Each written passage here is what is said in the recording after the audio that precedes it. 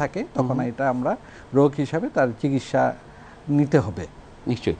এই বিইপি রোগটি বা বিপিএইচ এই রোগটি কি আসলে বয়সের কোনো সামঞ্জস্য রয়েছে কিনা, যে বেশি বয়সীদের ক্ষেত্রে হবে? যত বয়স হবে 40 বা 50 পর থেকে এটা বয়স অনুযায়ী বড় হতে থাকে, কিন্তু এটা বড় হওয়ার কারণে তার যদি কোনো সিমটম মানে উপসর্গ হয় তখনই এটাকে আমরা চিকিৎসার জন্য চিন্তা ভাবনা করব। নিশ্চয়ই। আমরা যদি একটু আপনার কাছ থেকে জানতে পারি যে অনেক ক্ষেত্রে আসলে কিডনি রোগী যারা রয়েছে তাদের ক্ষেত্রে আসলে নানা ধরনের জটিলতার মধ্যে তারা পড়ে থাকেন, কি করবেন, কোন জায়গায় যাবেন, অনেক ধরনের লক্ষণ উপসর্গ থাকে। সেই ধরনের লক্ষণ উপসর্গ আপনার কাছ থেকে আমরা জানবো, তবে তার আগে একজন দর্শক আমাদের সাথে ফোন কলে যুক্ত হয়েছেন। দর্শক এই মুহূর্তে কে আছেন আমাদের সাথে, নাম বলে আপনার প্রশ্নটি করবেন। দর্শক টিভির ভলিউমটি কমিয়ে দিয়ে আমাদের প্রশ্নটি করবেন। আমার নাম মোহাম্মদ আজিজুল ইসলাম। জি দর্শক আপনার প্রশ্নটি করবেন, আমরা আপনাকে শুনতে পাচ্ছি। আমার প্রস্রাব ঘন ঘন হয়। জি। হ্যাঁ প্রস্রাব, হ্যাঁ আর প্রস্রাব আটকেও যায়, বন্ধ হয়। দর্শক আপনার বয়স কত? বয়স 45। এর আগে কোনো পরীক্ষা নিরীক্ষা করিয়েছেন? হ্যাঁ করছিলাম। জি, কি বলেছে? জি করেছি। এবং আপনার ডায়াবেটিস রোগটি আছে কিনা? না আমার ডায়াবেটিস নাই। নিশ্চয়ই। ডক্টর আনোয়ারুল হক ফরাজি, আমরা একটু আপনার কাছ থেকে জানবো দর্শকের এখন কি করণীয়। ওনার বয়স এবং পুরুষ ব্যক্তি ওনার প্রস্রাব ঘন ঘন হয়, এটা কতদিন, ওটার সময় কালটা আমাদের জানতে হবে, ডিউরেশন। এটা যদি অল্প সময় হয়ে থাকে তাহলে আমরা সাধারণত এটা অনেক সময় প্রস্রাব ইনফেকশনের জন্য এরকম ঘন ঘন প্রস্রাব হতে পারে, বা তারপরে তার যদি এটা অনেক দিন মেয়াদি হয়ে থাকে, তারপরে আমরা একটা কথা বলে থাকি যে পরীক্ষা করার পরে কিছু পাওয়া যাচ্ছে না, তখন আমরা বলি ওভার অ্যাক্টিভ ব্লাডার। সেটা কিনা এটা বিভিন্ন পরীক্ষা নিরীক্ষা করে আপনি কিডনি বা ইউরোলজি বিশেষজ্ঞের সাথে যোগাযোগ করতে পারেন। তো পরীক্ষার আগে আপনাকে এটা বলা যাবে না কেন হচ্ছে। জি, ধন্যবাদ আপনাকে। যে বিষয়টি আপনার কাছে জানবার ছিল সেটি হচ্ছে এই যে কিডনি রোগী যারা রয়েছেন আসলে কার কাছে যাবেন, কখন আসলে চিকিৎসকের শরণাপন্ন হবেন, এই বিষয়টি তারা জানেন না। সেক্ষেত্রে আসলে কি করণীয়, কখন যাবেন চিকিৎসকের কাছে?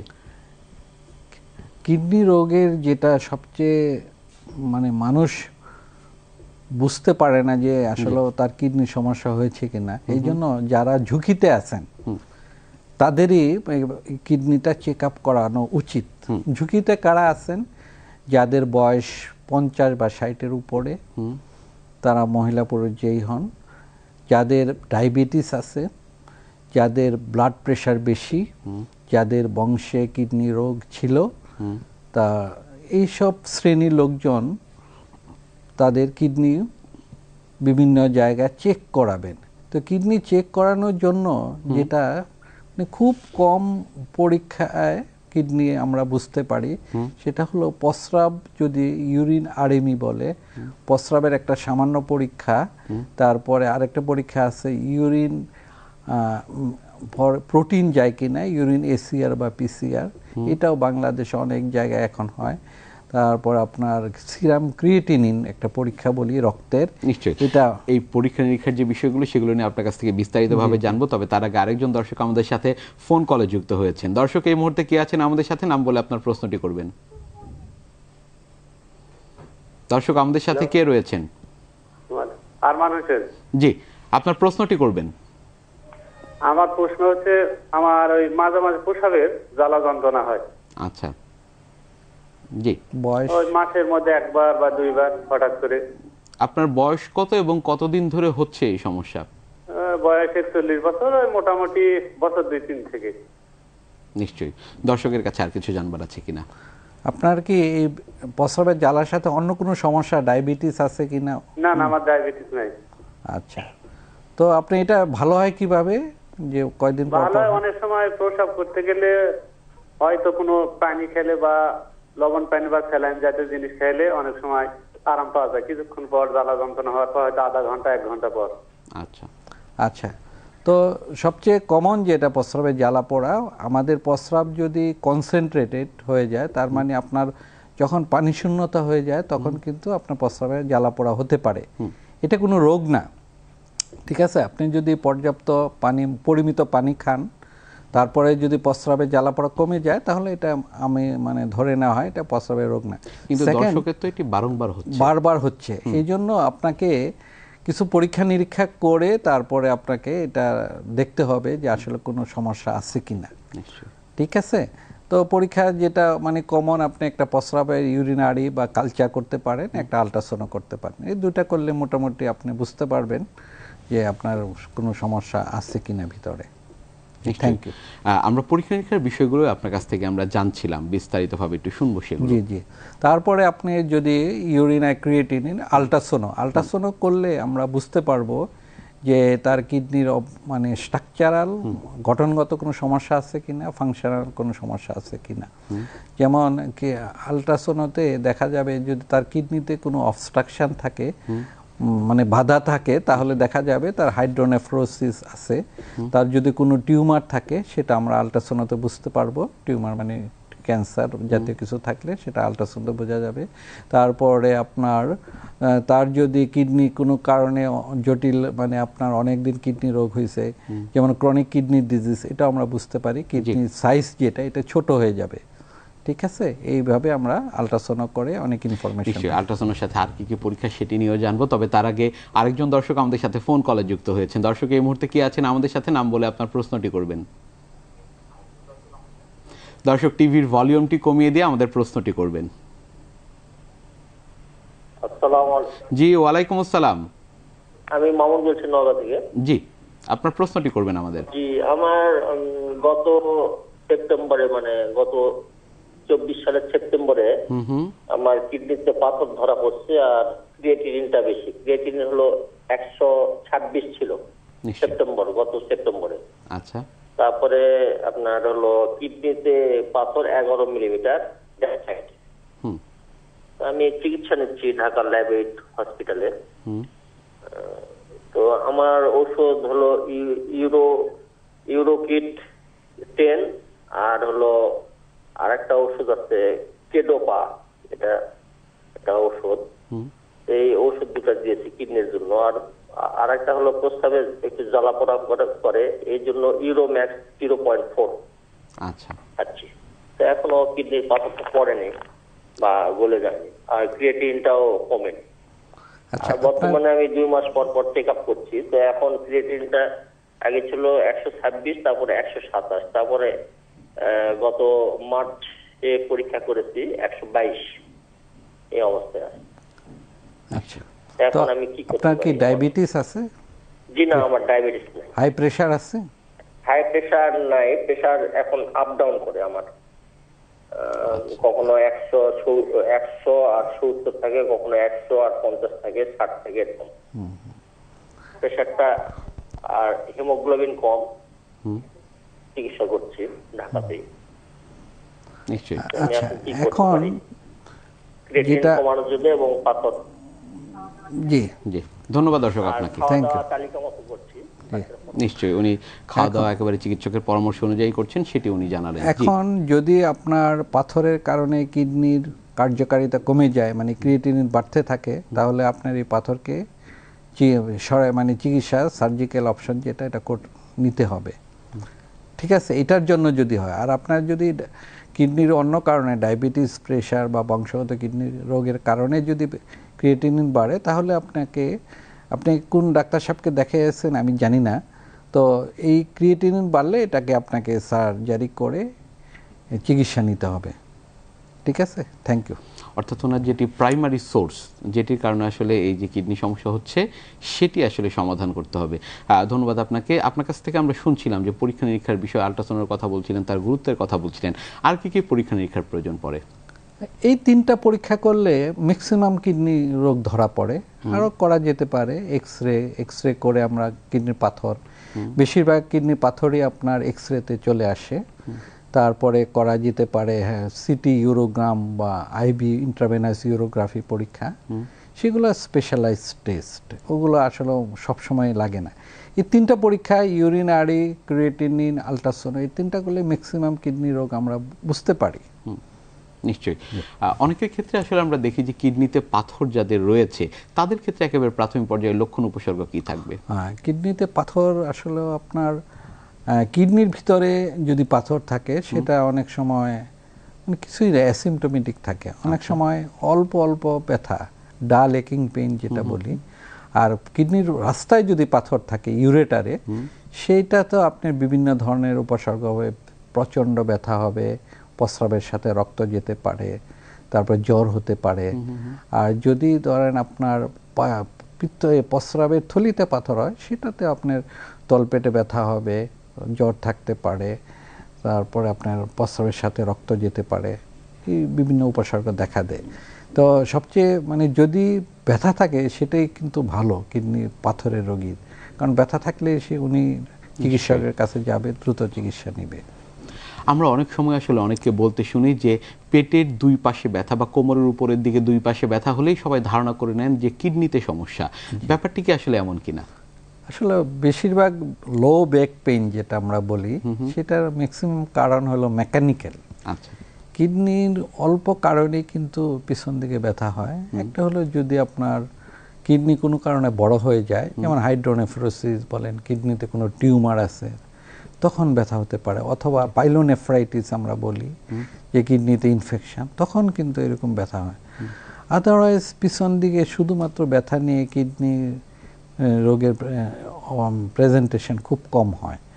এই জন্য আমরা মানে ব্যথা দেখলে এটা কি কিডনির ব্যথা না আপনার আদার দেন কিডনি ব্যথা, এটা প্রথমে আমাদেরকে এটা নির্ধারণ করতে হবে, তারপরে ওই অনুযায়ী চিকিৎসা করতে হবে। তবে বেশিরভাগই আপনার মেকানিক্যাল, মানে আপনার পোস্চুরাল পেইন বা মাংসের ব্যথা, হাড্ডির ব্যথা, এগুলো হয়ে থাকে।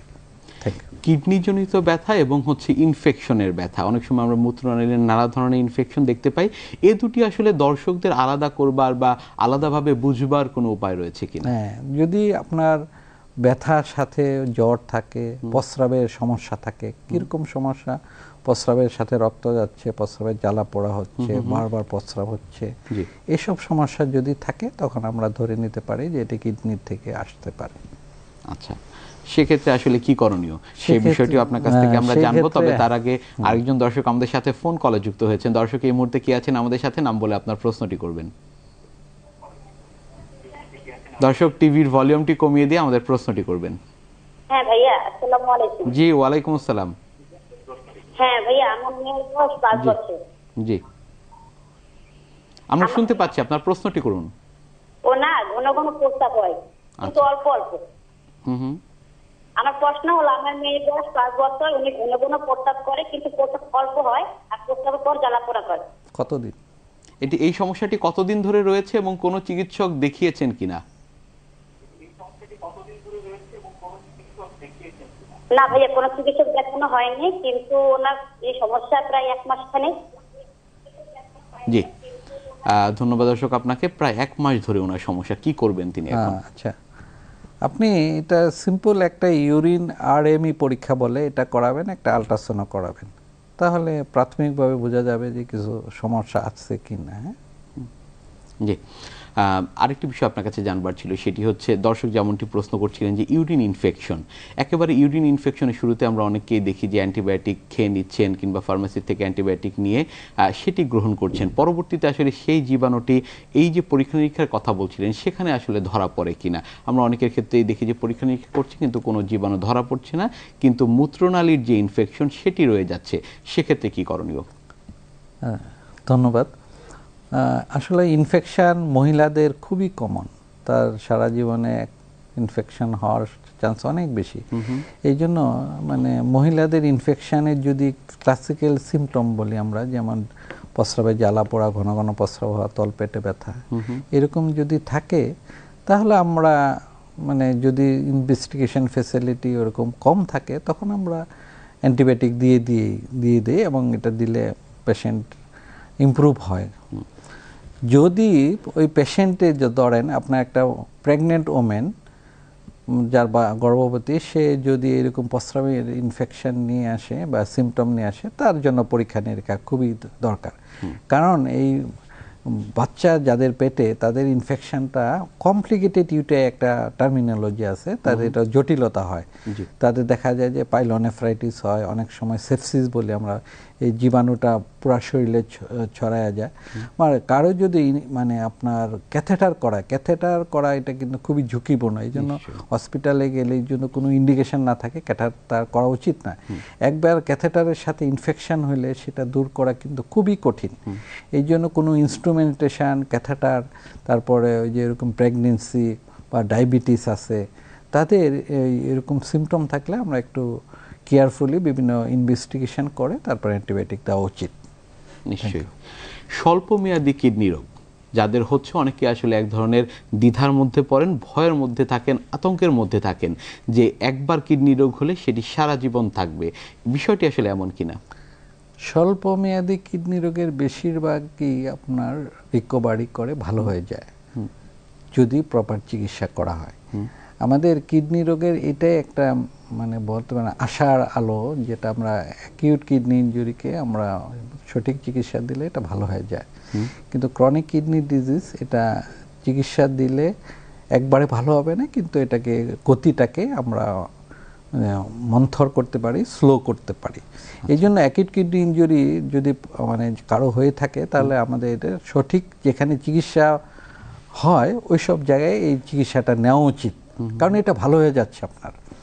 এই যে আমাদের দেশে সবচেয়ে কমন কজ হলো বমিটিং, ডায়রিয়া, তারপরে আমি বললাম যে ইনফেকশন, যে ইয়াতে আপনার আইসিইউতে বেশিরভাগই দেখা যায় যে অ্যাকিউট কিডনি ইনজুরি। তারপরে আপনার বিভিন্ন ড্রাগ বললাম, এটাও কিন্তু আপনার অ্যাকিউট কিডনি ইনজুরি। আমরা স্বল্পমেয়াদী কিডনি রোগের চিকিৎসা পদ্ধতি নিয়ে আপনার কাছ থেকে জানবো, তবে তার আগে আরেকজন দর্শক আমাদের সাথে ফোন কলে যুক্ত হয়েছেন। দর্শক এই মুহূর্তে কি আছেন আমাদের সাথে, নাম বলে আপনার প্রশ্নটি করবেন। দর্শক কে রয়েছেন আমাদের সাথে? মোহাম্মদ রুস্তম আলী, রংপুর সদর। জি, আপনার প্রশ্নটি করবেন। মোহাম্মদ রুস্তম আলী, রংপুর সদর। দর্শক আপনাকে আমরা শুনতে পাচ্ছি, আপনার প্রশ্নটি করবেন। আমার প্রশ্নটা হচ্ছে, আমার প্রায় 6 মাস থেকে ঘন ঘন প্রস্রাব হয়। আচ্ছা। আমার বয়স হলো 59 বছর। আমি একবার আমি সাতক্ষীরাতে কর্মরত আছি, ওইখানে ডক্টর ক্লিনিকে দেখাইছিলাম। ওনারা বলে যে পানি কম খাবেন, আর পরীক্ষা করতে আলট্রাসাউন্ড করতে, তারপরে ইউরিন টেস্ট করতে, প্রস্রাব করতে, মানে 5-7 পদের পরীক্ষা করতে। করার পর বলতেছে এগুলো ঔষধ দিয়েছিল আমার বিভিন্ন, যে এটা খাইলে হবে, আর হলো পানি কম খাবেন। নিশ্চয়ই। দর্শক আপনার কোন রোগটি হয়েছে বা কোন রোগ হয়েছে এই ধরনের কিছু কি চিকিৎসক বলেছেন? না আমার জি না, আমাকে ওই কথা বলে না, আপনার কোনো সমস্যা নাই, কিন্তু পানিটা কম করে খাবেন, যেটা আপনার পানি লাগে তার চেয়ে একটু কম করে খাবেন, কম খাইলে কিডনি ভালো থাকে, এই কথা বলছে। আপনার কি ডায়াবেটিস? নিশ্চয়ই। আপনার ডায়াবেটিস কিংবা উচ্চ রক্তচাপ বা প্রেসার, এই দুটি রোগের কোন একটি রয়েছে কিনা? দর্শক আপনার ডায়াবেটিস রোগটি রয়েছে কিনা? ডায়াবেটিস নাই, আমার উচ্চ চেক করা হয়, আমি তো ডিফেন্সে চাকরি করি। জি। ডায়াবেটিস নাই, উচ্চ রক্ত, যেটা আমার থাকার বয়স অনুপাতে এটাই আছে। আপনি কোনো পরীক্ষা নিরীক্ষা করিয়েছিলেন কিনা? জি জি, পরীক্ষা করেছে, আমাদের ক্যাম্পে পরীক্ষা করে। নিশ্চয়ই। জি হ্যাঁ, পরীক্ষা করাইছি আমি। আমার নাই, ওই যে প্রেসার নাই, ডায়াবেটিস নাই, এবং ওই যে উচ্চ রক্তচাপও নাই। জি, ধন্যবাদ আপনাকে ডাক্তার আনোয়ারুল হক ফরাজি। দর্শক এখন কি করবেন? ওনার তো বয়স অনুযায়ী যেটা হওয়ার সেটা হলো আপনার প্রস্রাবে ইনফেকশন হতে পারে due to benign enlargement of prostate. প্রোস্টেটের এনলার্জমেন্টের জন্য আপনার ইনফেকশন হওয়ার সম্ভাবনা, যেহেতু ডায়াবেটিস নাই। এই জন্য অনেক সময় আলট্রাসাউন্ডে আপনার প্রোস্টেট নর্মাল হতে পারে, মিডিয়ান লোব যেটা থাকে ওটা সবসময় ডিটেক্ট করা যায় না। এই জন্য উনি যদি মানে বিপি জন্য হয়ে থাকে তাহলে রাতে কয়বার প্রস্রাব হয়, এই প্রস্রাব ঘন ঘন প্রস্রাবের সাথে অন্য কোনো সিমটম আছে কিনা এটা দেখতে হবে। সাথে উনি যদি ওই যে ইউরোমেক্স এইসব জাতীয় ওষুধ খেয়ে দেখতে পারেন কোনো উন্নতি হয় কিনা, না হলে ভালো একটা জায়গায় আলট্রাসাউন্ড করাইতে হবে। নিশ্চয়ই। দর্শকের প্রশ্নের সাথে আমি আরেকটু বিষয় একটু যোগ করতে চাই। অনেকের ক্ষেত্রে আমরা দেখি যে রাতে ঘন ঘন প্রস্রাব হচ্ছে, সেটি আসলে কি নির্ধারণ করে? রাতে একটা হলো বাচ্চাদের 5 বছর পর্যন্ত এটা ঘন ঘন হতে পারে। 5 বছরের পরে যদি হয়, যে অনেকে মানে বেড ওয়েটিং বলে, যেটা রাতে বিছানায় প্রস্রাব করে দেয়, তো এটার জন্য প্রথম কিছু পরীক্ষা নিরীক্ষা করতে হবে, করে যদি দেখা যায় যে নর্মাল আছে তখন তাকে কিছু ফিজিক্যাল মেজার বলে, যে রাতে শোয়ার আগে সে পানি খাবে কম, তারপরে আপনার মিষ্টি জাতীয় জিনিস কম খাবে, তারপরে আপনার শোয়ার পর আগে সে প্রস্রাব করে নিবে, পরে রাতে একটা কলিং একটা বেল থাকবে, অ্যালার্ম বেল, সেটা দিয়ে সে বাজলে সে উঠে প্রস্রাব করবে। এটা কিছু ফিজিক্যাল মেজার আর কিছু ওষুধপত্র পাওয়া যায়। কিন্তু প্রোভাইডেড আপনি পরীক্ষা নিরীক্ষা করে দেখতে হবে যে আপনার প্রস্রাবের রাস্তায় কোনো সমস্যা আছে কিনা। যদি না থাকে দেন এইসব মেজারগুলো কাজে লাগবে। Thank you. বড়দের ক্ষেত্রে আপনাকে ওই আপনার করতে হবে, তার প্রস্রাবে ব্লাডারে কোনো সমস্যা আছে কিনা, ব্লাডার নেকে, যেমন বিপিতে ওইরকম বড় মানে আপনার অনেক বড় হয়ে গেলে ওভারফ্লো ইনকন্টিনেন্স বলে, যেটার কারণে মানে লুঙ্গি বলে যে আমার লুঙ্গি প্রস্রাব ধরলে ফোটা ফোটা পড়ে, ঠিক আছে, এটা দেখতে হবে। নিশ্চয়ই। স্বল্পমেয়াদী কিডনি রোগ যাদের রয়েছে তাদের ক্ষেত্রে আসলে চিকিৎসা পদ্ধতি কি কি রয়েছে?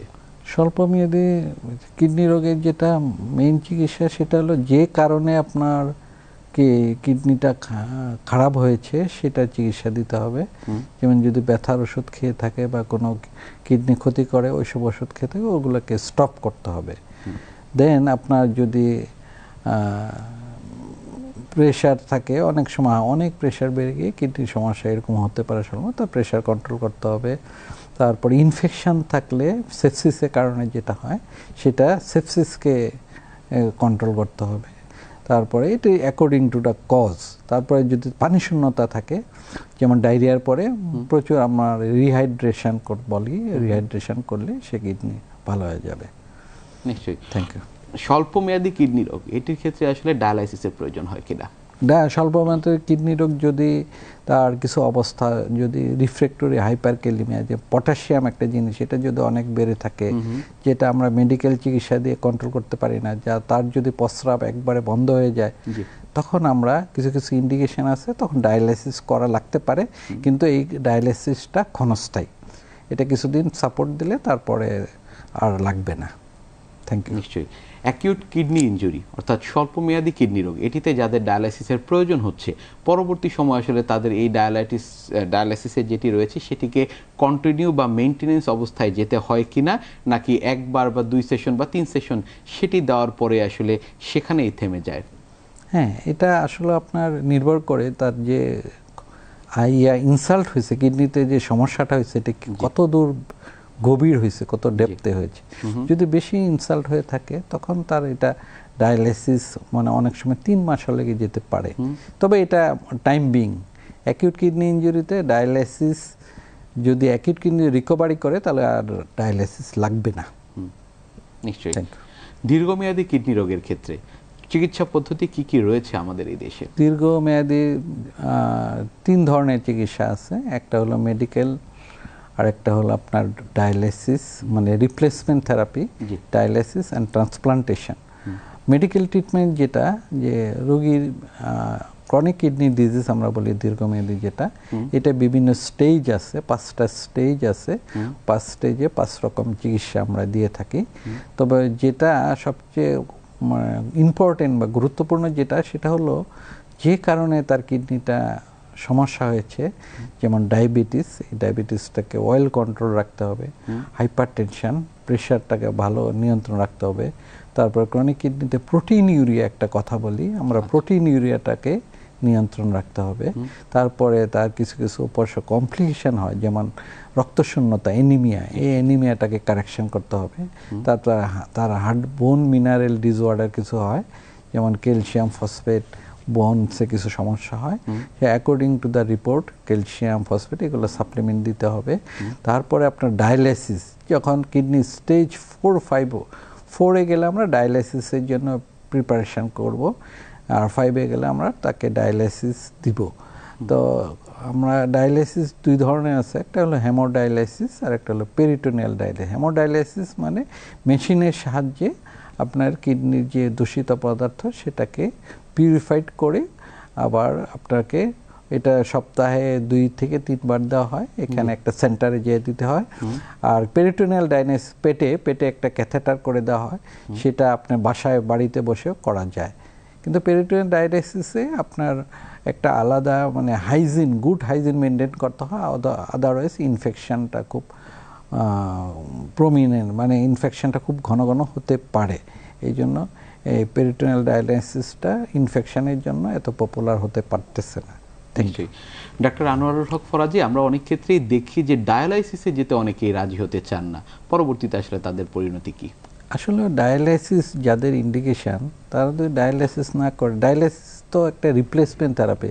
আপনি কিডনি কাজ করতেছেন না, আপনি আর্টিফিশিয়ালি কিডনি কাজ করতেছেন, তো যদি ডায়ালাইসিস না যা আলটিমেটলি তার তো পরিণতি আপনার খারাপের দিকে যাবে। ঠিক আছে, আমরা অনেকের শরীরে আসলে পানি শূন্যতার যে কথাটি বলছিলেন, অনেকের শরীরে আমরা দেখতে পারি যে পানি বেড়ে গিয়েছে, তাদের ক্ষেত্রে আসলে ডায়ালাইসিস প্রয়োজন হয় কিনা, সেটি আসলে সিকেডি বা দীর্ঘমেয়াদী কিডনি রোগীদের ক্ষেত্রে। আসলে আমরা তখন পানি বের করতে পারি শরীরে, একটা হলো পানি যদি আপনার ডায়াবেটিক্স বলি, ফ্রুসেমাইড জাতীয় ওষুধ এগুলো পাওয়া যায়, কম দামি ওষুধ, এগুলো দিয়ে যদি মানে আমরা কন্ট্রোল করতে পারি তাহলে হয়তো ডায়ালাইসিস কিছুদিন পরেও দেওয়া যায়। আমাদের সিকেডির মেইন উদ্দেশ্যটা হলো যে পেশেন্টকে যতদিন আমরা ডায়ালাইসিস ফ্রি রাখতে পারি, কারণ ডায়ালাইসিস নিতে চায় না, কারণ হলো ডায়ালাইসিস রিয়েলি কষ্টকর এবং ব্যয়বহুল। আমাদের দেশে প্রতি বছর প্রায় 50,000 রোগী এরকম কিডনি বিকল হয়ে ডায়ালাইসিসে যাচ্ছে, কিন্তু এত রোগী ডায়ালাইসিস দেওয়ার মতো ফ্যাসিলিটি আমাদের দেশে নাই। তো আমাদের দেশে যে গভর্নমেন্ট লেভেলে যেমন কর্মীটোলা জেনারেল হসপিটাল, ঢাকা মেডিকেল, জাতীয় কিডনি ইনস্টিটিউট, গভর্নমেন্ট লেভেলে অনেক জায়গায় এখন ডায়ালাইসিস হচ্ছে, ঢাকার বাইরে হচ্ছে। তো এটা আমরা খুব আশাবাদী যে ডায়ালাইসিস দিয়ে আপনার আসলে গুড ডায়ালাইসিস যদি করা যায় তাহলে আপনি বুঝতেও পারবেন না যে উনি আপনার কিডনি রোগী। আমাদের দেশে তো বিভিন্ন লিমিটেশনের জন্য এটা করা যাচ্ছে না। নিশ্চয়ই আমরা ডায়ালাইসিসের বিষয়গুলো নিয়ে আপনার কাছ থেকে আরও শুনবো। আরেকটি বিষয় আপনার কাছে জানবো, সেটি হচ্ছে রেনাল ট্রান্সপ্লান্ট। বর্তমান সময়ে আসলে অনেকটাই জনপ্রিয় এবং আমরা আমাদের দেশ বাদে বাইরের দেশগুলোতে আসলে প্রচুর পরিমাণে দেখি যে রেনাল ট্রান্সপ্লান্ট হচ্ছে। সেক্ষেত্রে রেনাল ট্রান্সপ্লান্টের এই বিষয়টি কি আসলে এবং এর সফলতার বিষয়টি একটু আপনার কাছ থেকে জানতে চাই। এই যে আমরা যে চিকিৎসা পদ্ধতি বললাম ক্রনিক কিডনি ডিজিজে, তার সবচেয়ে ভালো হলো আপনার ট্রান্সপ্লান্টেশন। কারণ এখানে আমরা ডায়ালাইসিসে শুধু পার্শিয়াল রিপ্লেসমেন্ট হয় কিডনি ফাংশনটা, কিন্তু ট্রান্সপ্লান্টে আপনার পুরোপুরি রিপ্লেসমেন্ট হয় কিডনি ফাংশনটা। পেশেন্টের ট্রান্সপ্লান্ট করার পরেও কোনো মহিলা বা কোনো পুরুষ সে বাচ্চা নিতে পারে যদি চায়, তারপরে ট্রান্সপ্লান্টের পরে সে তার নিয়ার নর্মাল লাইফ লিড করতে পারে, যেটা ডায়ালাইসিসে হয় না। তো ট্রান্সপ্লান্টের মানে যে যে আমাদের ট্রান্সপ্লান্টের পরে যে ওষুধগুলো খেতে হয়, এটা যদি কেউ রেগুলার না খেতে পারে তাহলে কিন্তু ট্রান্সপ্লান্ট মানে সাকসেসফুল হয় না, ট্রান্সপ্লান্ট টিকে না। এই জন্য আমরা ডায়ালাইসিস করার আগে দেখি যে সে ওই ওষুধগুলো খেতে পারবে কিনা, টাইম মানে ওই সময় সারা জীবন যতদিন বেঁচে থাকে যদি খেতে পারে তাহলে transplant is the best option. নিশ্চয়ই কোনো সতর্কতার প্রয়োজন রয়েছে কিনা এই রেনাল ট্রান্সপ্লান্টের ক্ষেত্রে? রেনাল ট্রান্সপ্লান্টের ক্ষেত্রে যেটা আপনার তো এটা ডোনার, যেটা যে ট্রান্সপ্লান্ট আপনার কিডনিটা ডোনেট করবে, সে তার বয়স কম যদি হয়, তারপরে সে যদি আপনার একটু হেলদি হয়, ডোনার পুল যেটা, এটা খুবই ইম্পর্টেন্ট। আমাদের দেশে ট্রান্সপ্লান্ট লিমিটেশন, এটা একটা কারণ যে আমরা ডোনার পাই না।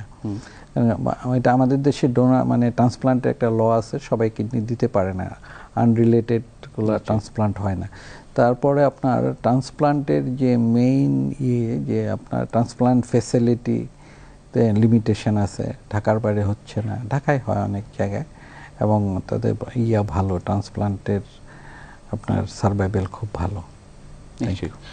ধন্যবাদ আপনাকে। আরেকটি বিষয় একটু আমরা জানবো, সেটি হচ্ছে যাদের বয়স বেশির দিকে, আমরা শুনছিলাম একেবারে অনুষ্ঠানের শুরুর দিকে বিইপি অথবা বিপিএইচ এর কথা বলছিলেন, পরবর্তীতে আসলে চিকিৎসা পদ্ধতি মুখে খাবার ওষুধে কার্যকর না হলে পরবর্তীতে আসলে তাদের চিকিৎসা পদ্ধতি কি কি রয়েছে, কোনো সার্জিক্যাল ট্রিটমেন্টের প্রয়োজন হয় কিনা? এটা কিছু আপনার কিছু ইন্ডিকেশন আছে যে যাদের আপনার মুখের ওষুধ দিয়ে কাজ হবে না, যদি তাদের আপনার প্রস্রাব অনেক পরিমাণ জমে থাকে 100-র উপরে, আমরা পিবিআর বলে থাকি।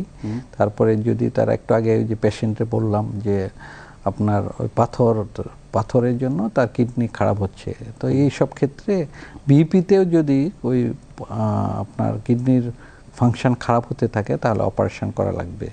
ঠিক আছে, বিপির জন্য যদি হাইড্রোনেফ্রোসিস বলি সেটা হয়ে থাকে তাহলে কিন্তু অপারেশন করা লাগবে। এইসব কিছু ইন্ডিকেশন। বিপির জন্য যদি বারবার তার প্রস্রাবে ইনফেকশন হতে থাকে তখনও কিন্তু অপারেশন করা লাগবে। এই জন্য এটা দেখতে হবে যে বিপি আছে, তার আরও আদার কোনো সমস্যা আছে কিনা। যদি থাকে তখন আমরা অপারেশন করবো, যদি না থাকে তাহলে ওষুধ দিয়ে আমরা চেষ্টা করবো। তো এখন দেখা যায় যে বেশি অধিকাংশ রোগীরই আপনার ওষুধ দিয়ে এটা কন্ট্রোল করা যায়। Thank you. আরেকজন দর্শক আমাদের সাথে ফোন করে রয়েছেন। দর্শক এই মুহূর্তে কি আছেন আমাদের সাথে, নাম বলে আপনার প্রশ্নটি করবেন।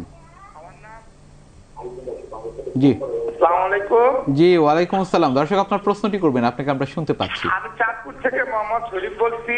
জি, দর্শক আপনার প্রশ্নটি করুন আমাদের। আমার ঘন ঘন প্রস্রাব হয়, আমার বয়স 42, আমার ডায়াবেটিস 6.2। জি, খানার পরে। জি, দর্শক আপনার টিভির ভলিউমটি কমিয়ে দিয়ে আমাদের প্রশ্নটি করবেন। জি, কি সমস্যা হচ্ছে এখন? মাথা ব্যথা আছে। জি জি জি জি, ঘন ঘন প্রস্রাব হয়। ওনার ঘন ঘন প্রস্রাব হচ্ছে, ওনার ডায়াবেটিসের লেভেলটি উনি বললেন আমাদের, এবং ওনার মাথা ব্যথাও সাথে রয়েছে। কি করবেন দর্শক এখন ডক্টর আনোয়ারুল হক ফরাজি? ওনার এখন যদি উনি অনেক বেশি পরিমাণ পানি খেয়ে থাকেন তাহলে প্রস্রাব ভালো বেশি হবে, এটা কিন্তু স্বাভাবিক। ওনাকে ইনটেক যেটা আমরা বলি যে পানির মানে খাওয়ার পরিমাণটা উনি যদি স্বাভাবিক থাকে তারপরে প্রস্রাব বেশি হয়, সেটা কিন্তু মানে সমস্যার কারণ। তো তার এই মানে ঘন ঘন প্রস্রাবের সাথে আর কোনো সমস্যা আছে কিনা, প্রস্রাবে জ্বালা পোড়া আছে কিনা, প্রস্রাব করতে সমস্যা হয় কিনা, এগুলো দেখতে হবে। তবে উনি আগেও এই প্রশ্নের উত্তর দিয়েছি যে ওনার কিছু ইনভেস্টিগেশন ইউরিন আর্মি আলট্রাসাউন্ড করে যদি দেখা যায় যে কিছু নাই, তখন আমরা ওই যে ওভার অ্যাক্টিভ ব্লাডার বলি, ওভার অ্যাক্টিভ ব্লাডার এর চিকিৎসা নিতে হবে।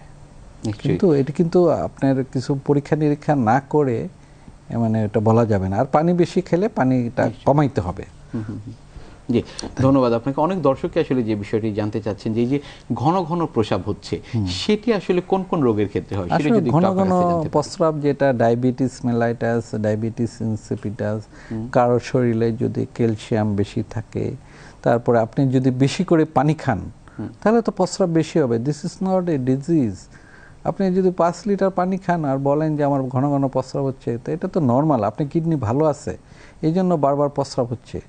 তারপরে আপনার যদি কিছু ওষুধ আছে যেমন ডায়াবেটিক্স বলি, এটা যদি কেউ খায় তাহলে এটা তার তো প্রস্রাব বেশি হবে। তো এইসব কারণগুলা আমাদের জানতে হবে, জেনে যদি দেখা যায় যে এগুলো কিছুই নাই তখন আপনাকে ওই যে ওভার অ্যাক্টিভ ব্লাডার যেটা ওটার চিকিৎসা নিতে হবে। একজন স্বাভাবিক মানুষের দিনে কতটুকু পানি খাওয়ার প্রয়োজন এবং কিডনি রোগী যারা রয়েছে তাদের আসলে কতটুকু পানি গ্রহণ করা প্রয়োজন? একজন স্বাভাবিক মানুষের আমরা যদি ওই এসি রুমে বসে আছি তখন আমাদের ধরেন 2 থেকে 2.5 লিটার। আমাদের উদ্দেশ্য হলো আপনার 1.5 থেকে 2 লিটার প্রস্রাব তৈরি করা 24 ঘন্টা, এটার উদ্দেশ্য। এটা করতে যতটুকু পানি খেতে হয়, তবে দেখা যায় যে 8 থেকে 10 গ্লাস পানি খেলে আমাদের এটা কভার হয়ে যায়। নিশ্চয়ই।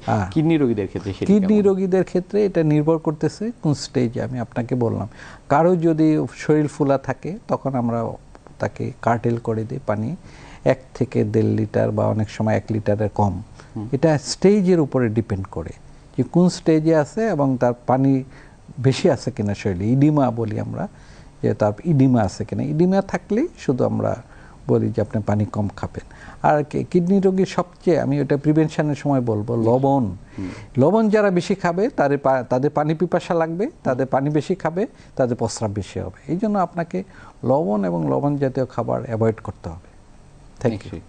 ডায়ালাইসিস যারা গ্রহণ করছেন তাদের ক্ষেত্রে আসলে জীবনের ঝুঁকি কতটুকু রয়েছে, অনেকেই আসলে এই বিষয়টি জানতে চান।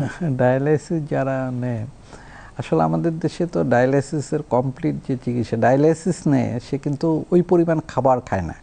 আমরা বলি যে কিডনি রোগীর আপনার প্রোটিন কম খেতে হবে, হ্যাঁ, কিন্তু ডায়ালাইসিস যারা নেয় তাদের কিন্তু উল্টা ঘটনা।